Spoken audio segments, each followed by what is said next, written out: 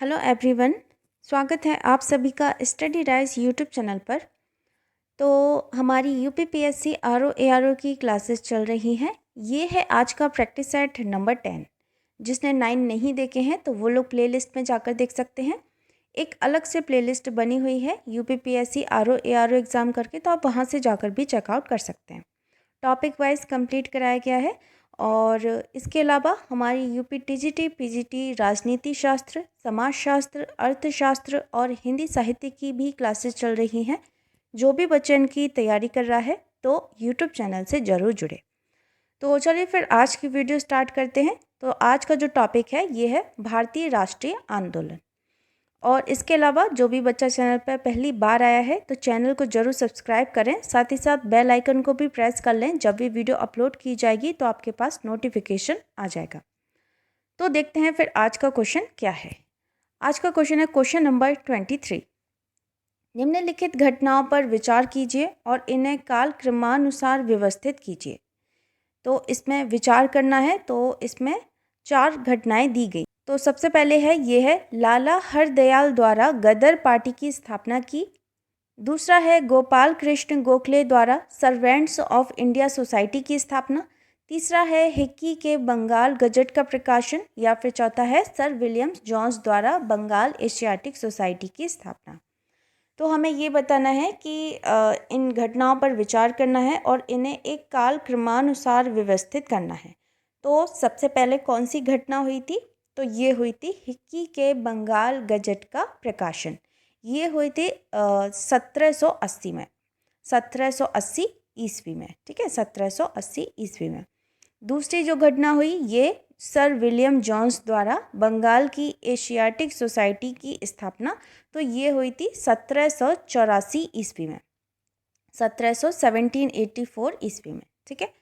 तीसरी ये हुई थी गोपाल कृष्ण गोखले द्वारा सर्वेंट्स ऑफ इंडिया की स्थापना। ये 1905 में, 1905 में। और लाला हरदयाल द्वारा गदर पार्टी की स्थापना ये 1913 में, 1913 में। ठीक है। तो ये इनका जो क्रम हो जाएगा, ये सबसे पहले तो आ जाएगा थर्ड वाला, यानी कि थर्ड, फिर फोर्थ, फिर सेकंड और फिर फर्स्ट। ठीक है। तो इसमें ऑप्शन नंबर देखो बी आंसर इसमें राइट आंसर होगा। कौन सा हो जाएगा? ऑप्शन नंबर बी इसमें सही आंसर हो जाएगा। नेक्स्ट क्वेश्चन क्यों बढ़ते हैं। Question number 24। Fort William college Calcutta के संदर्भ में कौन सा कथन इसमें सही दिया गया है? तो देखते हैं। सबसे पहला जो कथन है यह है इसकी स्थापना 10 जून 1800 ईस्वी को कलकत्ता के फोर्ट विलियम कॉम्प्लेक्स में हुई थी। दूसरा बोल रहा है इसकी स्थापना का मुख्य उद्देश्य ब्रिटिश अधिकारियों को भारतीय भाषाओं की शिक्षा देना था। तो नीचे दिए गए कूट का प्रयोग करके सही उत्तर का चयन करना है। तो केवल पहला, केवल दूसरा, फर्स्ट और सेकंड दोनों, या फिर ना तो एक और ना ही दोनों। तो हमें ये बताना है कि फोर्ट विलियम कॉलेज कलकत्ता के संदर्भ में इनमें से कौन सा कथन सत्य दिया गया है। तो देखो इसमें जो सही दिया गया है ये दिया गया है ऑप्शन नंबर सेकंड, यानी कि इसकी स्थापना का मुख्य उद्देश्य ब्रिटिश अधिकारियों को भारतीय भाषाओं की शिक्षा देना था। तो फोर्ट विलियम कॉलेज की स्थापना ये हुई थी 10 जुलाई 1800 में। ठीक है, 10 जुलाई 1800 ईस्वी में हुई थी। और इसमें क्या दिया? जून दिया है। ठीक है। तो इसकी जो स्थापना हुई ये हुई थी 10 जुलाई 1800 को कलकत्ता में तत्कालीन गवर्नर जनरल लॉर्ड बेलेजली द्वारा कलकत्ता के फोर्ट विलियम कॉम्प्लेक्स में की गई थी। और इसकी स्थापना का मुख्य उद्देश्य यह था कि ब्रिटिश अधिकारियों को भारतीय स्थानीय भाषाओं की शिक्षा देना था। तो इसमें जो सही है ये हो जाएगा, देखो इसमें ऑप्शन नंबर सेकंड आंसर इसमें राइट आंसर होगा, यानी कि केवल सेकंड वाला इसमें सही दिया गया है। नेक्स्ट क्वेश्चन की बढ़ते हैं। Question number 25। नीचे 2 कथन दिए गए हैं, एक को अभिकथन ए और दूसरे को कारण आर कहा गया है। तो इसमें अभिकथन दिया गया है भारतीय प्रश्नों पर विवेचना के लिए दादा भाई नौरोजी ने 1866 में लंदन में ईस्ट इंडिया एसोसिएशन का गठन किया। इसका कारण बताया गया है वह ब्रिटिश जनमानस को प्रभावित करना चाहते थे। ठीक है।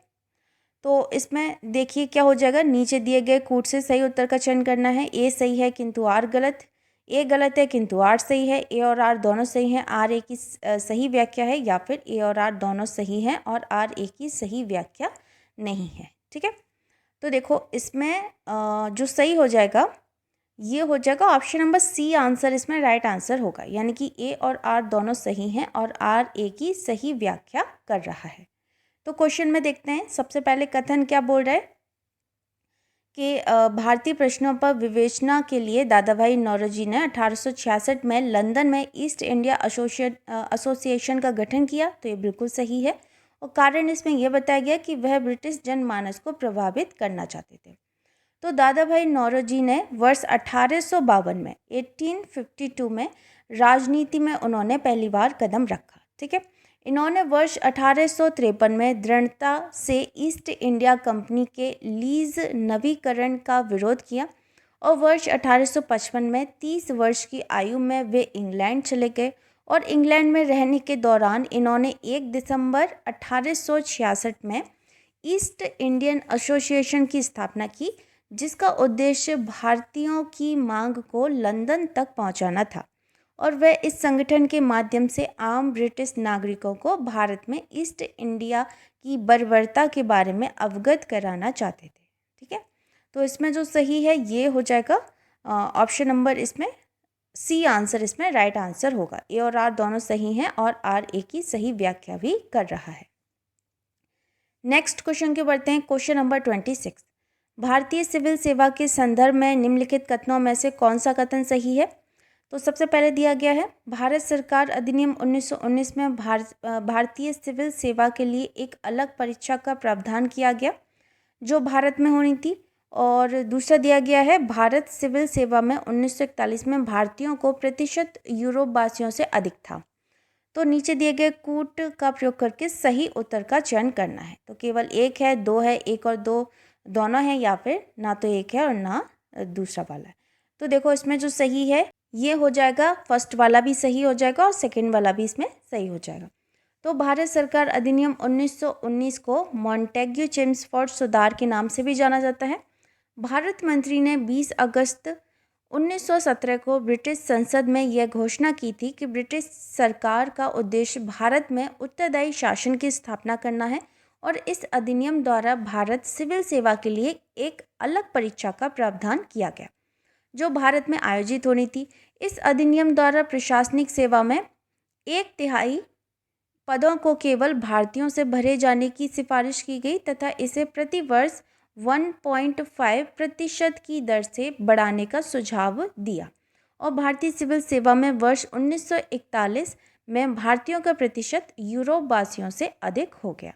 ठीक है, तो इसमें दोनों ही बातें सही कही गई हैं, तो इसलिए इसमें जो राइट आंसर है ये हो जाएगा ऑप्शन नंबर सी, इसमें सही है, यानी कि दोनों एक और सेकंड। नेक्स्ट है क्वेश्चन नंबर 27। ब्रिटिश उपनिवेशवाद के विरुद्ध भोजपुरी में लोकप्रिय कविता फिरंगिया लिखने वाले कवि का क्या नाम था? मनोरंजन, रंजन प्रसाद, त्रिलोकी सिंह या फिर राजेंद्र पांडे। तो क्या नाम था? उनका नाम था मनोरंजन। क्या नाम था? मनोरंजन। तो ब्रिटिश उपनिवेशवाद के विरुद्ध भोजपुरी में लोकप्रिय कविता फिरंगिया लिखने वाले कवि का नाम मनोरंजन प्रसाद सिंह था। मनोरंजन प्रसाद भोजपुरी लेखक, कवि और राजेंद्र कॉलेज छपरा में प्राचार्य थे और यह कविता वर्ष 1921 में असहयोग आंदोलन के दौरान लिखी गई थी। कब लिखी गई थी? असहयोग आंदोलन के दौरान लिखी गई थी। तो इसमें जो सही है ये हो जाएगा ऑप्शन नंबर ए, आंसर इसमें राइट आंसर होगा। नेक्स्ट है क्वेश्चन नंबर 28। काकोरी षड्यंत्र केस में प्रधान आरोपी पंडित राम प्रसाद बिस्मिल को उत्तर प्रदेश के किस शहर में फांसी दी गई थी? तो वाराणसी, गोरखपुर, कानपुर या फिर लखनऊ। तो ये दी गई थी गोरखपुर में। कहाँ दी गई थी? गोरखपुर में दी गई थी। तो काकोरी कार्रवाई मामले में दोषी पाए जाने पर पंडित राम प्रसाद बिस्मिल को गोरखपुर जेल में फांसी दी गई। काकोरी कार्रवाई ये 9 अगस्त 1925 को काकोरी स्टेशन लखनऊ में की गई थी। इस मामले में राम प्रसाद बिस्मिल, अशफाक उल्ला खान, राजेंद्र लाहरी तथा रोशन सिंह को 19 दिसंबर 1927 फांसी हुई और शेष को कारावास की सजा हो गई।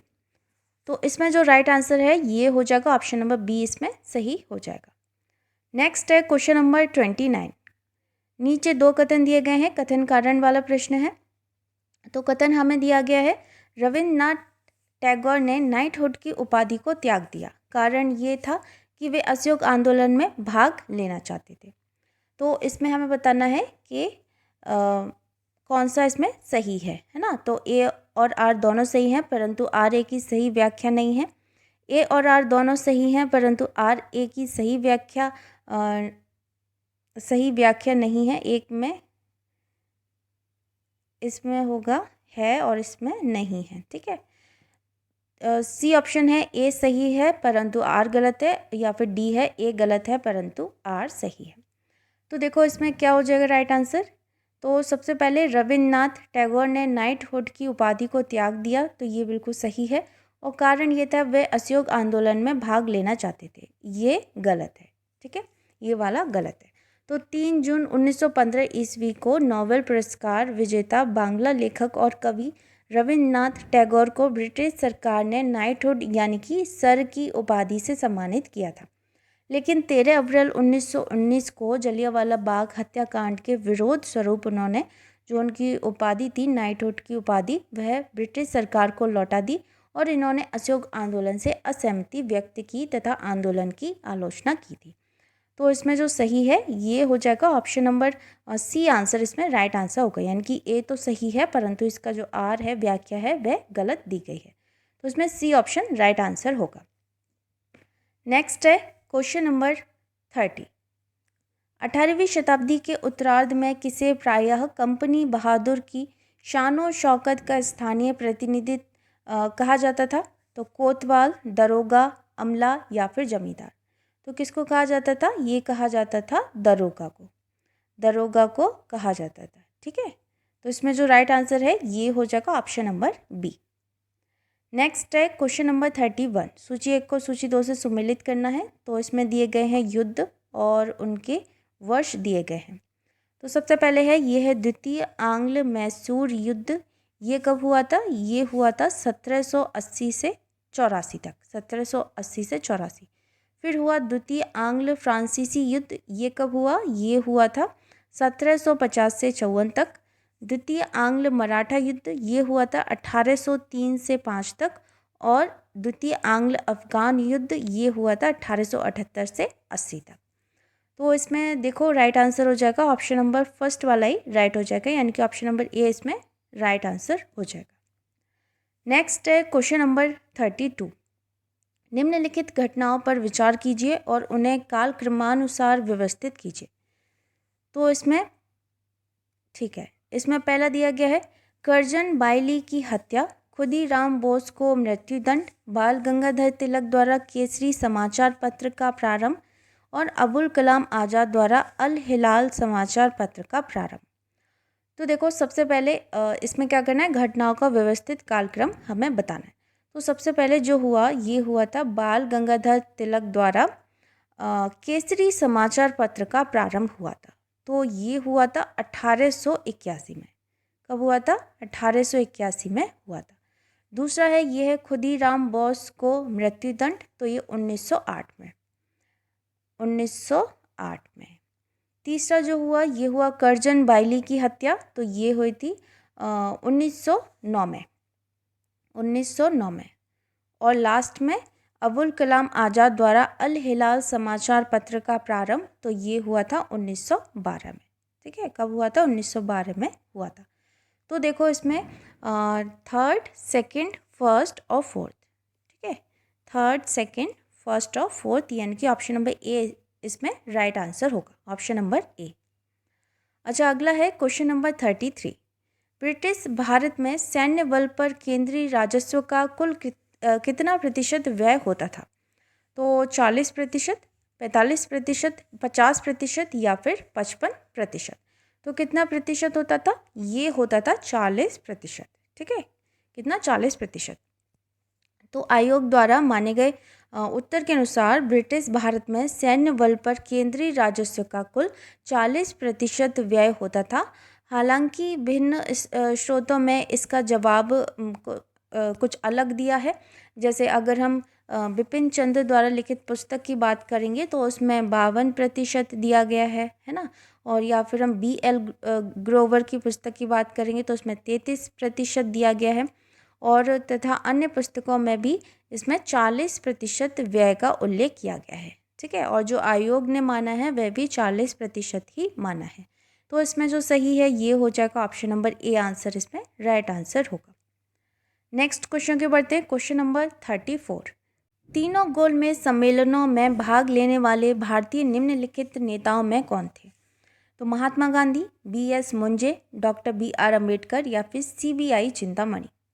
तो जिसने तीनों गोलमेज सम्मेलनों में भाग लिया था वह कौन थे? तो ये थे डॉक्टर BR अम्बेडकर जी। ठीक है, कौन थे? डॉक्टर BR अम्बेडकर जी थे। तो डॉक्टर भीमराव अंबेडकर एवं तेज बहादुर सप्रू ने तीनों गोलमेज सम्मेलनों में भाग लिया था।